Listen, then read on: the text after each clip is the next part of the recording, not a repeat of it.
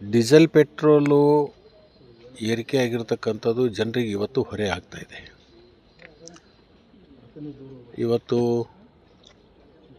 ಬೇರೆ ರಾಷ್ಟ್ರಗಳ ಯುದ್ಧದ ಪರಿಣಾಮದಿಂದ ಇವತ್ತು ಅದರ ಶೆಕೆ ನಮಗೆಲ್ಲರಿಗೂ ಕೂಡ ಇಡೀ ವಿಶ್ವಕ್ಕೆ ಬಡಿತಾ ಇದೆ. ಅದರ ಪರಿಣಾಮವಾಗಿ ಇವತ್ತು ಡೀಸೆಲು ಮತ್ತು ಪೆಟ್ರೋಲ್ ದರ ಹೆಚ್ಚಾಗಿರ್ತಕ್ಕಂಥದ್ದು. ಇದನ್ನು ಹೆಚ್ಚು ಮಾಡೋಕ್ಕಿಂತಲೂ ಕೇಂದ್ರ ಸರ್ಕಾರಕ್ಕೆ ಇದು ಒಂದು ಹಂತಕ್ಕೆ ಬರುವವರೆಗೆ ತಮ್ಮ ಟ್ಯಾಕ್ಸದಲ್ಲಿ ಕಡಿಮೆ ಮಾಡಿಕೊಂಡಿದ್ರೆ ಸಾರ್ವಜನಿಕರಿಗೆ ಇದು ಹೊರೆ ಆಗ್ತಿರಲಿಲ್ಲ.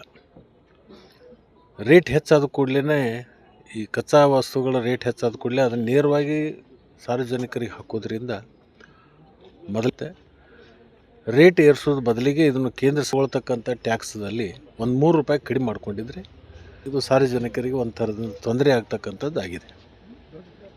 ಸರ್, ಮತ್ತು ಬೆಳಗಾವಿಗೆ ಒಂದು DCM ಸ್ಥಾನ ಸಿಗುತ್ತೆ ಅಂತ ಹೇಳ್ತಾ ಇದ್ದಾರೆ, ಮಾತುಗಳು ಕೇಳಿ ಬರ್ತವೆ. ಹಂಗೇನಾದ್ರೆ